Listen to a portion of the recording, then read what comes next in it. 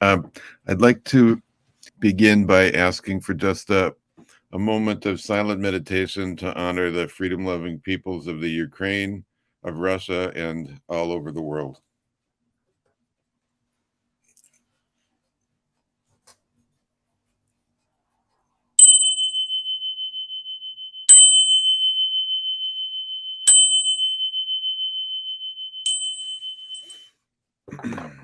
So I have a PowerPoint, and I'd like to begin by seeing if that posts so that you can see it. Let's see. Yes, there it is. Great. So I'd like to talk to you today. This is an outline of my talk. I'm going to go over the field of contemplative studies, the context in which we developed it at Brown. I'm going to make an argument for the epistemological foundations of contemplative studies and show how they are derived from but are not dependent upon Buddhist epistemologies. And finally, I'm going to lead you through a first-person contemplative exercise that we've used at Brown to investigate different contemplative traditions on a consistent fashion. We have a methodology that we call mindful embodiment training. First of all, contemplative studies is now a fairly widely spread academic field.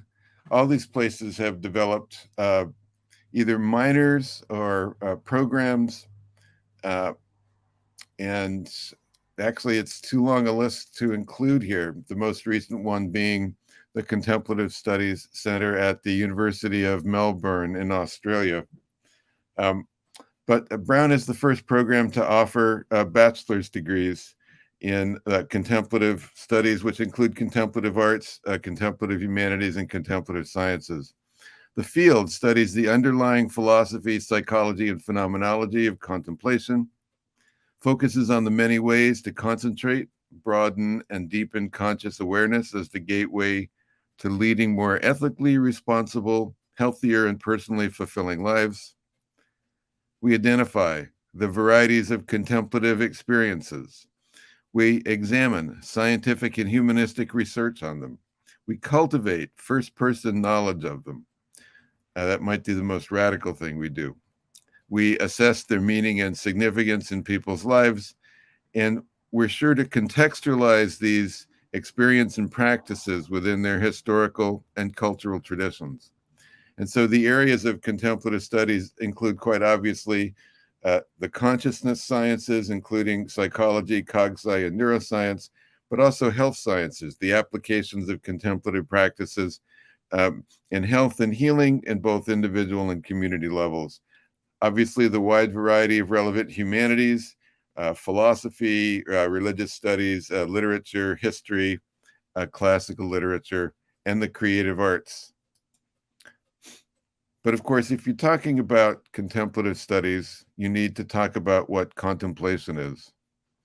And so the way that we have provisionally set it up is that contemplation is a focusing of the attention in a sustained fashion, leading to deepened states of tranquility, insight, broadening of the awareness, and to what we call self-contextualizing experiences that are the basis for other regarding virtues like empathy, compassion, and love, which provide a crucial foundation for social engagement.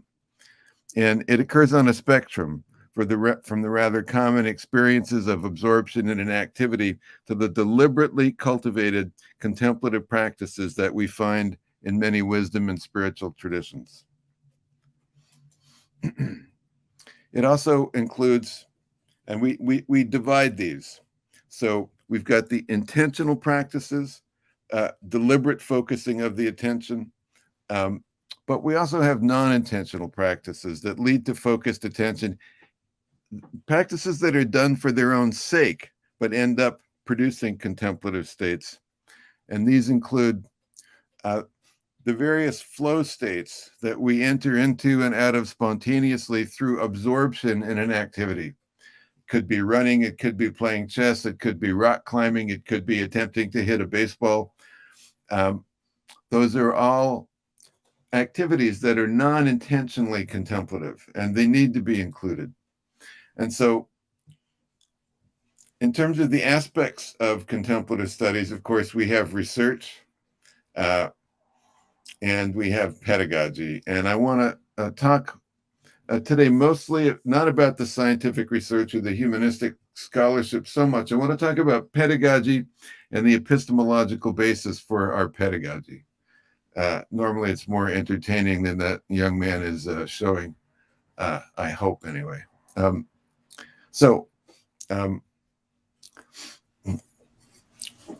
We see contemplative studies as a new method of critical inquiry that values both dualistic and non-dualistic epistemologies. The challenge is, can we identify meaningful, empirical, investigatory methods and teaching pedagogies that derive from Buddhism but do not depend on Buddhist concepts in order to be accurate?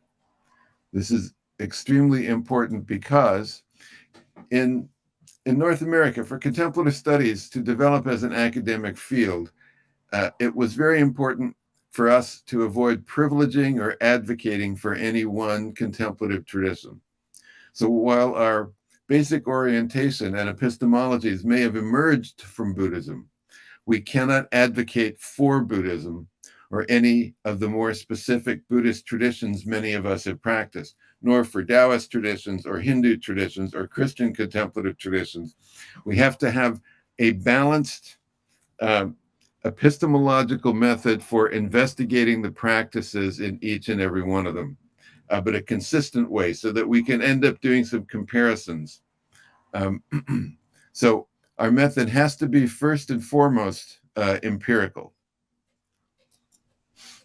In many of the religious systems from which contemplative practices we study are drawn, first-person perspectives are experienced with the expectation of a commitment to the truths of the cognitive and doctrinal framework in which these practices are embedded.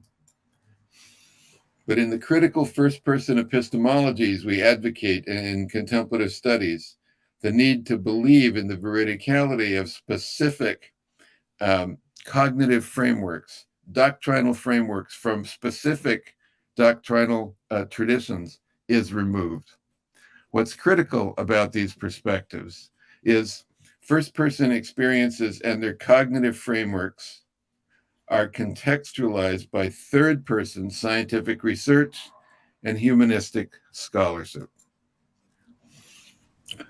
We've developed a pedagogy we call Integrative Contemplative Pedagogy. I'll refer to it here on after as ICP. And we've developed courses with meditation labs or MedLabs that combine traditional third-person study of contemplative practices in their philosophical and historical contexts with innovative critical first-person methods in which students empirically experience and question contemplative techniques without the prior commitment to their efficacy. So our contemplative pedagogy is actually based on 4 interrelated epistemologies. Third person, which investigates the humanistic, scientific, and artistic contexts of contemplative practices. Second person engages in deep intersubjective communication. It's another important aspect. First person is subjective experience that is both self-referential and non-self-referential. And I want to introduce in that context, because normally we only go as far as first person, I want to introduce something I call Noperson, a Noperson epistemology, subjective experience that is non-self-referential. We normally don't recognize that, but I think from the East Asian Buddhist traditions that I've studied, and the Zen tradition in which I've practiced, and the philosophical traditions that emerged out of Zen in its encounter with the West, I think the no-person perspective, it's time to consider what that is and how that changes the empirical dimension of what we do. So this no-person experience, what do I mean by this? It's immediate, it's non-intentional experience. not processed through self-identity. It's essential to integrative contemplative pedagogy and epistemology. It's derived from Buddhist epistemologies, but it is independent of Buddhist doctrines. Very important. So that's the general field. I want to talk to you just briefly about what we've been able to accomplish here at Brown in a process that started with absolutely nothing about 20 years ago. We've been able to, we started out with, we were one of the first groups of people at Brown who taught, this is what to call us, because we were just a band of misfit scholars who were all interested in contemplative practice. One of my students said, this is 2005, this is early. He said, why don't we put up a website? And I said, well, what's a website? I mean, we were really very disorganized and we had no funding. And he said, well, here, just say I can do it and I'll do one for you. And so he created, his name was Joel Dietz. If he's by any chance listening to this, thank you, Joel. This is your first website. He put this up, and just laying out our basic ideas and the importance that we give to William James and the developing the faculty of voluntarily bringing back a wandering attention over and over again, being the very root of judgment, character, and will, and this constituting the education par excellence.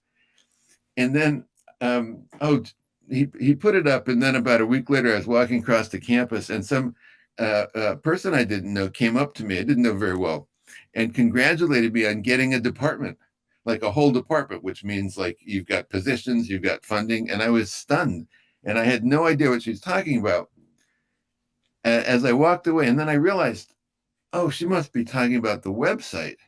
And then basically all we had was the website. And I felt very much like saying, well, I'm the great and powerful Oz. Do not peek behind the curtain, because if she did, she would see there wasn't a whole lot there. But we eventually did build. We graduated 16 independent concentrators, and early in the academic year 2014-15, we finally established a formal undergraduate major or concentration. And just quickly, this concentration has a dozen courses in it, but students, no matter what track they follow, be it humanities, sciences, or arts, they get a basic foundation in the methodology of the field. They get a senior seminar in which they bring their ideas from their various paths together to focus on a series of problems in the field. And then all humanists have to do at least 2 introductory level science courses, and vice versa. Science track kids have to do at least 2 introductory level humanities courses, so they have a broader sense of what the field is.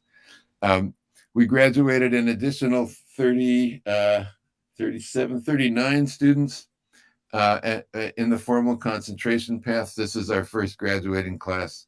I'm very proud of them, really. I could have showed you a dozen pictures of our students. They're just wonderful. But what's distinctive about the pedagogy that we have here? What do we do that's different? I'd like to focus in now on the distinctiveness of our pedagogy and show how that relates to an empirical foundation, which is derived from Buddhism, but which does not have to be Buddhist. It doesn't have to rely on Buddhist doctrine. So a lot of our courses feature med labs or meditation labs. And the idea in these courses is to balance third person and first person in the course. So we'll meet usually once a week for 2.5 hours. We'll read primary text and translation. Here we're reading my book on the classical Taoist text, Neya, called Original Tao.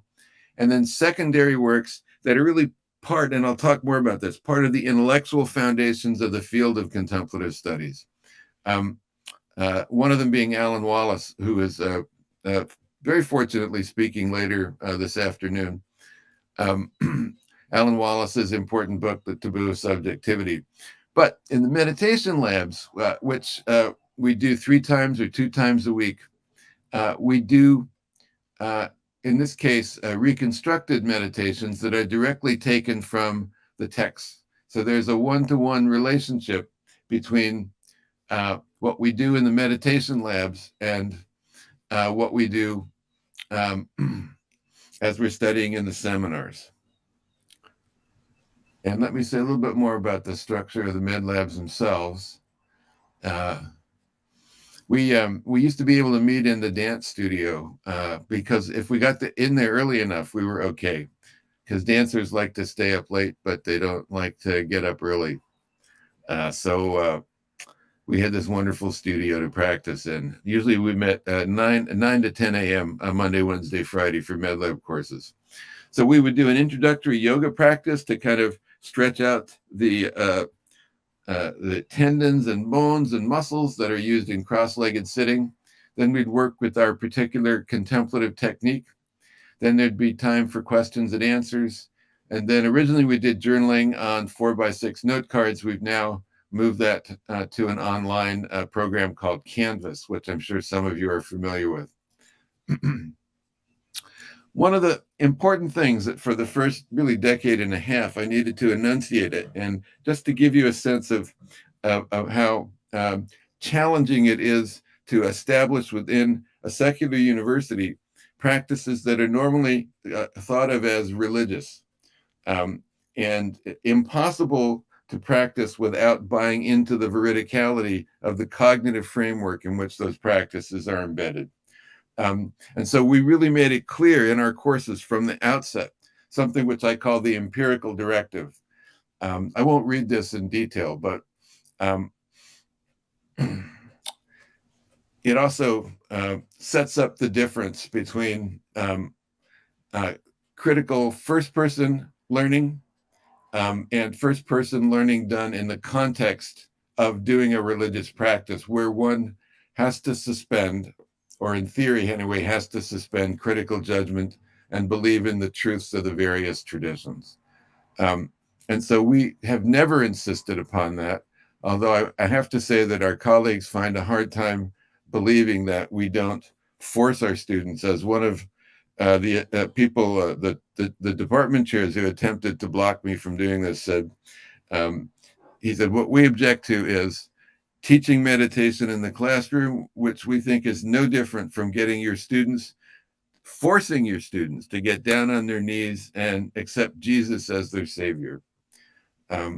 Nonetheless, we persisted because, we're stubborn as those garbage bags that time will not decay. As my old friend Leonard Cohen once said in his wonderful song, Democracy. And if you don't know it, please look it up. It's somewhere online. Also, we left an out for students. If students didn't want to do the med labs, we would give them alternate work of equivalent value. And normally there'd be recommended readings. But over 22 years now, and I've taught over probably closer to 1,400 students, only 2 students have taken that option. So again, in more detail, third-person perspectives are the kind of normal reading that you would do and discussing works in a classroom setting. Primary text and translation and secondary works on the science and on the underlying methodology and philosophy. But the methodology is also a first-person methodology, and we're also pursuing that in the... I'm going to say that in a minute. Second person is peer-led presentation of the readings in groups of 3 or 4 students. Then we also do breakout groups. We did breakout groups before Zoom and COVID. Then the problem was finding physical space. For the last couple of years, Zoom has been a breeze, and breakout rooms have been a breeze because we can do them on Zoom. So students are free to talk openly. They ask questions about their meditation, about the readings, and we urge them to really focus and pay attention and listen carefully. And sometimes we have them work in pairs and sometimes in groups of 3 or 4. And then, of course, first-person learning, a lot of that goes on in the meditation labs. And students come to appreciate over the course of a semester, which are the 12 or 15 different contemplative techniques we learn in a given course that each student resonates with. Of course, some don't resonate with any, and that's fine, and off they go, and that's it. But many do, and many follow contemplative practice through other courses of ours, becoming our majors or concentrators, and going on and actually following contemplative practices after they leave Brown. Now, how does the no person perspective or epistemology fit in? In meditation labs, it's the immediate momentary experience of in-breathing and out-breathing, the sensation of sound, the feeling of the body as a whole without objectification, without taking it as an object. This is something that I insist on, and I'll show you why a little bit later. And of course, whatever stimuli are present in a student's experience, letting go of anything that pulls the attention away from whatever we're focusing on in the meditation practice, allowing that to disappear, to arise and pass away. So that's basically what we do in our contemplative studies courses, many of our contemplative studies courses with MedLabs. I want to move on now to the epistemological foundations of contemplative studies and finish off with a short demonstration of mindful embodiment training. Two of the major intellectual sources behind the field of contemplative studies, even though I don't think either of them intended to found a field or to be part of any kind of field like this, are Alan Wallace's wonderful and still after 2 decades relevant book, The Taboo of Subjectivity, which contains a brilliant and sustained critique of how human subjectivity has been written out of the study of consciousness in the sciences and throughout the academy, and an elegant plea to reinstate it as a form of empiricism accomplished via Buddhist practice. The second book is Francisco Varela's The Embodied Mind, which critiques the limited horizons of the cognitive sciences as of the late 1980s, early 1990s. It's really had an impact on the development of the field, I think, and critiques them for using computer-like models to explain human cognition and for ignoring embodied cognition, which is absolutely essential, and advocates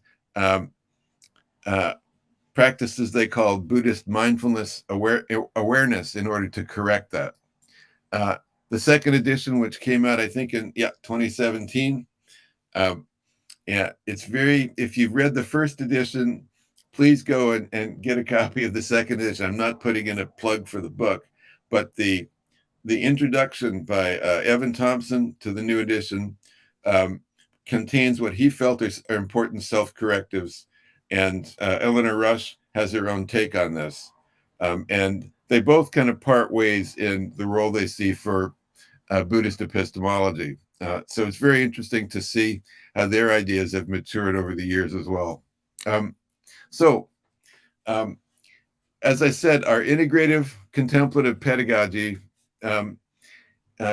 is a way to, and I want to deliberately use this term, enact the epistemological foundations we have for the field.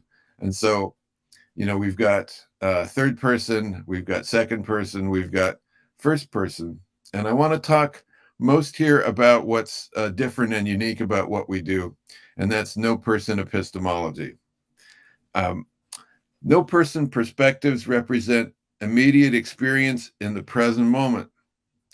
This type of experience is non-objectified by the first person subject. Because remember, from the standpoint of actually, it's a pan-Buddhist idea of dependent origination, there's this constant change and constant flux. And everything, the present is constantly moving in relationship to the past and the future. And so when we have this very extensive human tendency to objectify our own experience and then fixate the objectified and solidify that objectified experience. That causes all kinds of difficulty. But first person experience can be divided into no person and the objectification of no person. And no person experience is cognizant without judging. It is first and foremost embodied. It is first and foremost empirical. And its ideas are drawn from several Japanese thinkers. I'll only include two of them, just for temporal limitations. The first one is Nishida Kitaro, the founder of the Kyoto School, a very important thinker who was influenced by Western phenomenology and Western epistemology, but also very steeped in Zen practice and in the Zen tradition. And for Nishida, he has this idea of pure experience. For him, pure experience is pre-reflective and immediate.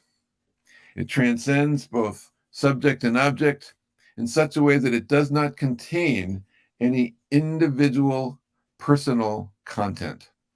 And so for Nishida, individuality emerges from a continuum of undifferentiated experience.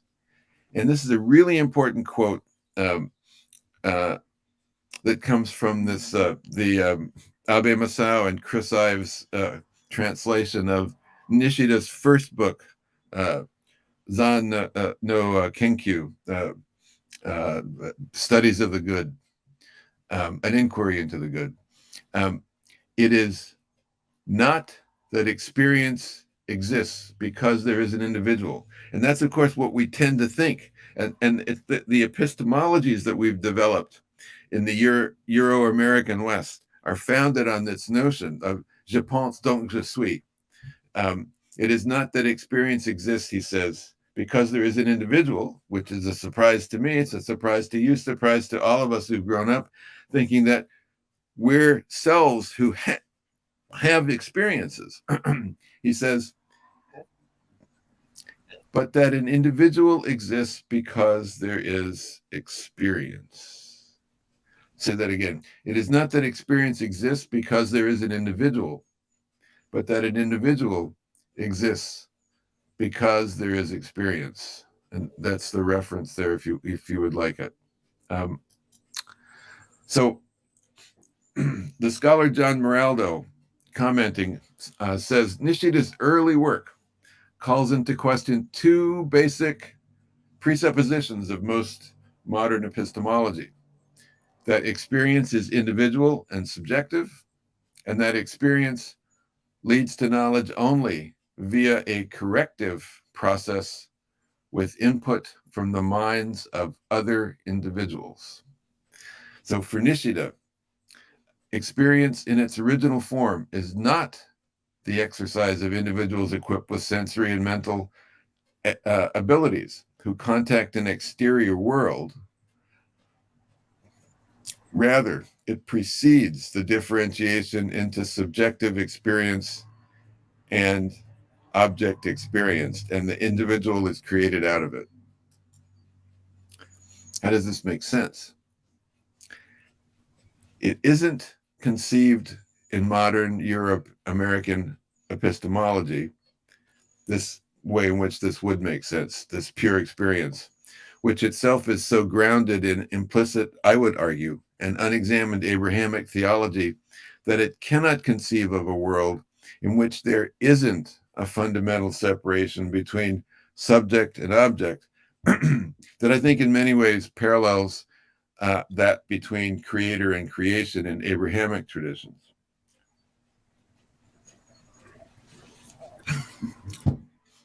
It can't conceive of a world in which every eye doesn't have a God's eye view of the external world of the other.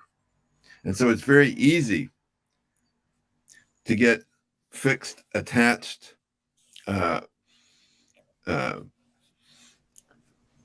possessive of your point of view, and to regard everybody else who doesn't agree with it as the other. This source of othering is a real problem. However, if the worlds of our myriads of subjects and objects are instead constantly arising and disappearing out of an empty, non-dual, unified field of experience, then new epistemological horizons become possible. But they cannot be possible as disembodied abstractions. They need to have concrete loci of experience. Nishida's philosophy not only undermined the finality of distinctions between subjective and objective, but also placed both within a more comprehensive and concrete conception. He realized that his theory of pure experience had to be grounded in concrete life experience. And so he comes up with this emphasis from his Zen practice, I think, on the concept of basho. Basho, or place, is the field of experience in which the self reflects itself within itself, is the way Nishida puts it. It is the experiential place in which the worlds of self and other, subject and object arise. The basho, or space of self-awareness, rests within an even more inclusive world of creative activity for Nishida that emerges from the ultimate place that defies description, predication, or determination by something beyond or different from it. And this is the place for Nishida that he calls the basho of absolute nothingness, zettai no mu. This is the ultimate within which all reality takes place.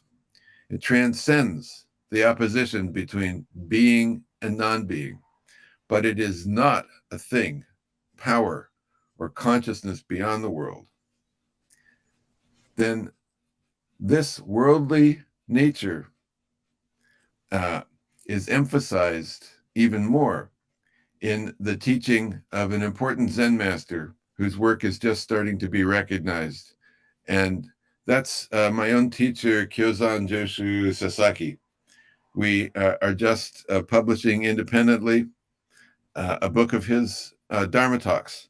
It's about 400 pages, and it covers 35 Dharma talks given in 1986, translated by the already introduced Christopher Ives, who translated the Nishida Inquiry into the Good. I've had the great good fortune of joining many, many people in being his student for many years. Looks like I'm not going to have the whole slide on here to talk about, but anyway, let's try to give you a sense of what he means by this important concept of what he calls jibun no sumibasho, the dwelling place of the self. So all of you are doing practice here.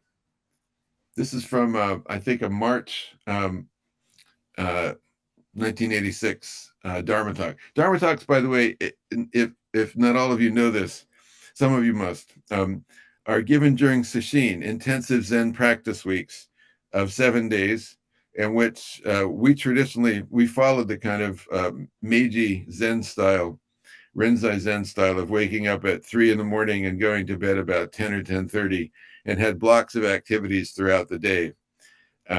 When I practiced in Japan, Zen masters gave teishos 3 times, master Dharma talks 3 times during Sesshin, but Sasaki Roshi gave them 7 times.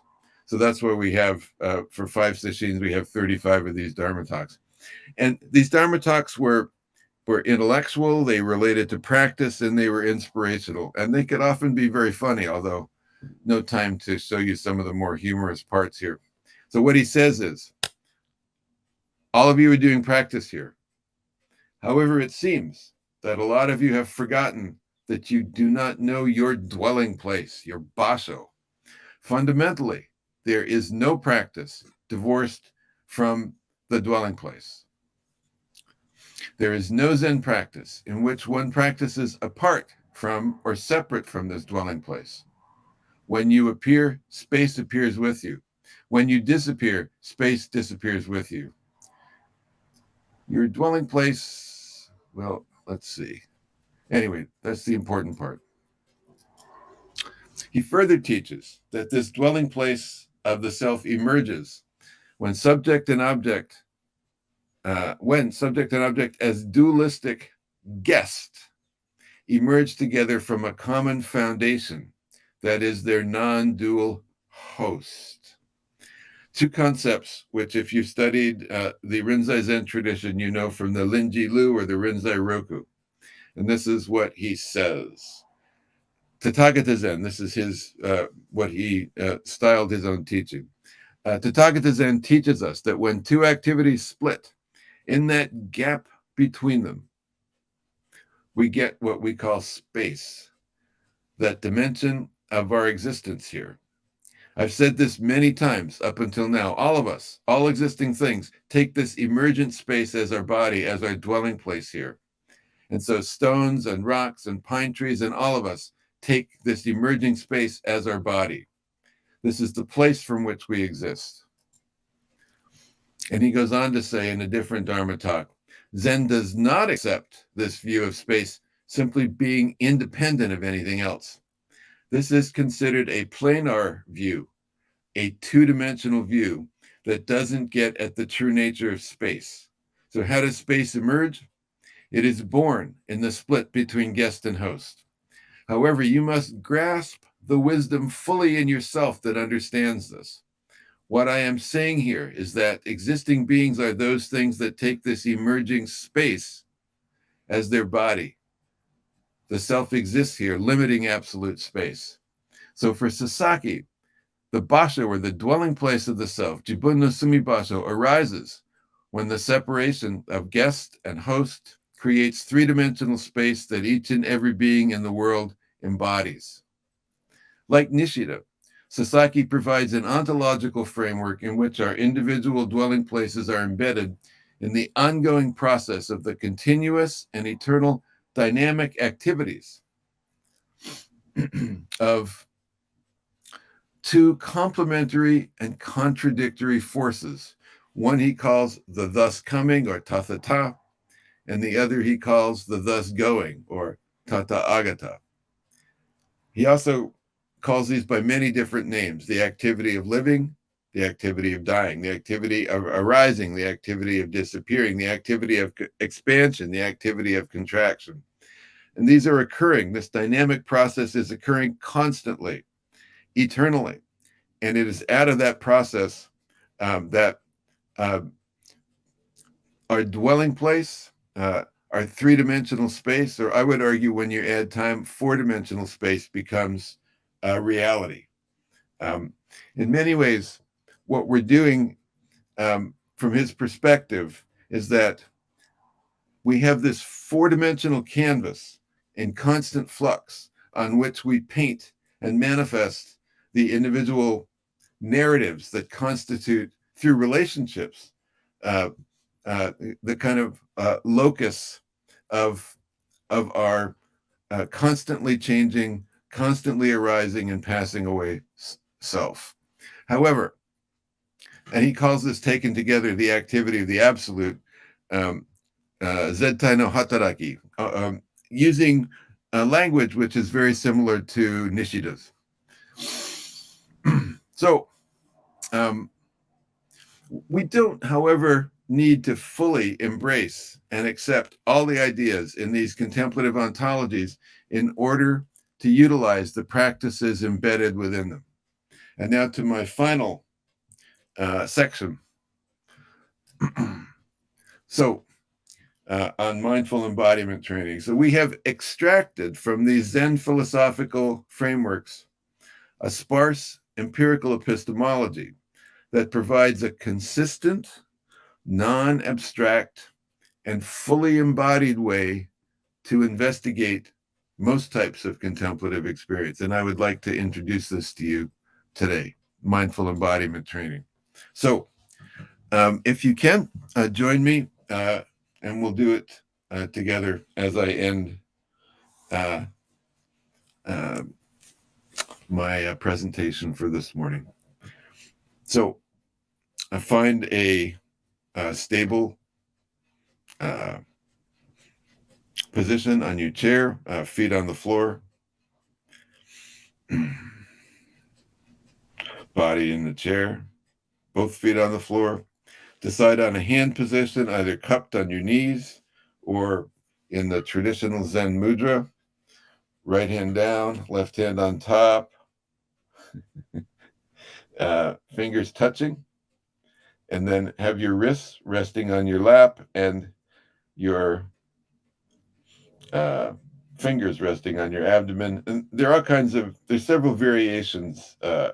If this is too uncomfortable, you can interlock your fingers and make a circle. You can have one hand clasping the other and resting that way. Part of the reason is for a sense of balance, and part of the reason is to focus in this traditional area that's common in many East Asian sitting contemplative practices in the Taoist and Buddhist traditions. The area known as the Cinnabar field, Dantian in Chinese and Tanden in Japanese. So, begin by taking 3 deep and relaxing breaths into your body, mind, and space and time. Noticing any areas of tension and relaxing them.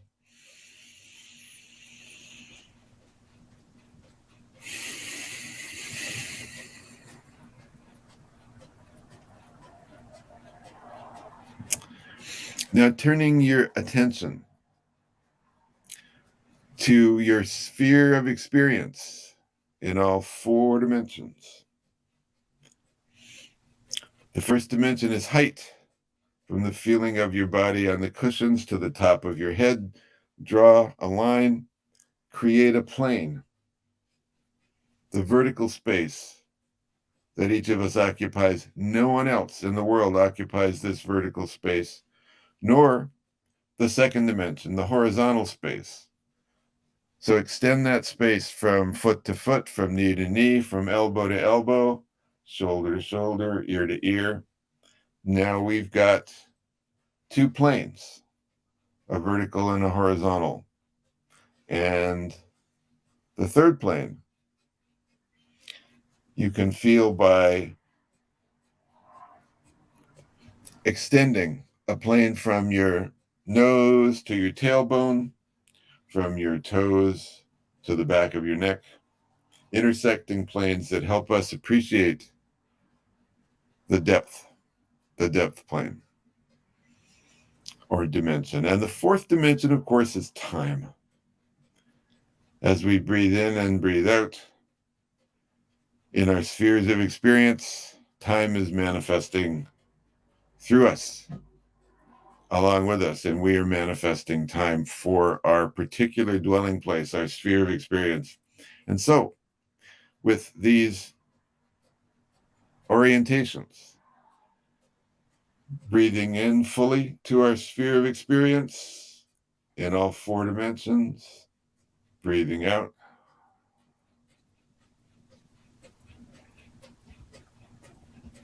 and sometimes focusing on the cinnabar field, the lower abdominal breathing muscles, feeling them expand as we breathe in, contract as we breathe out. We now can approach the study of particular forms of contemplative practice. For example, from this critical first person sphere of experience meditation, we can focus on a mantra. We can focus on our breathing. We can focus on counting breaths in any of a variety of ways. We can chant. We can do visualization meditation. And so if you could put up just the last few slides, thank you. So I think we've covered this. Yep, we've covered all this. So, wow, this is the basic investigatory tool we use in contemplative pedagogy in our meditation labs. And through this, we study MBSR, we study different types of Zen meditation with koans, without koans, counting breaths. We study Theravada meditations, shamatha and vipassana. We study reconstructed classical Taoist meditations and later Taoist meditations. from the organized Taoist religious traditions. We also investigate yoga and various kinds of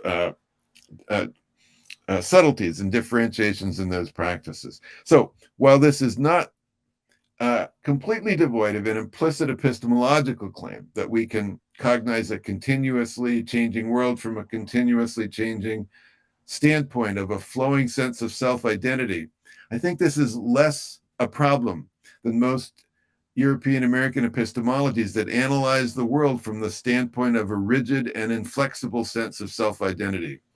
And recent research in the cognitive sciences has demonstrated that our perceptions of the world are momentary in nature, in constant flux, and occur completely non-intentionally, without intentionality, without us having to make them happen. As we continuously allow our fixed senses of self-identity to melt into the groundless flow of experience, we are better able to live in the present moment and open into the alternation of duality and non-duality that underlies and informs this embodied empirical epistemology. It is this embodied sphere of experience epistemology that is emphasized in mindful embodiment training.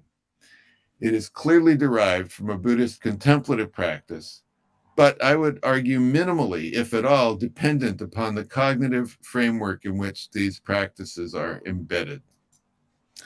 And so I'd like to end with this beautiful painting by the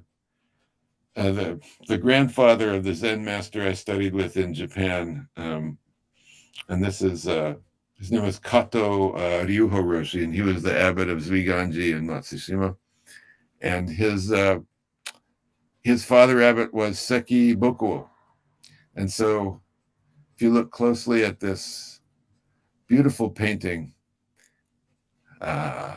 it catches a moment of pure experience. Outside my window, the moon rises, scattering silver sand. Thank you.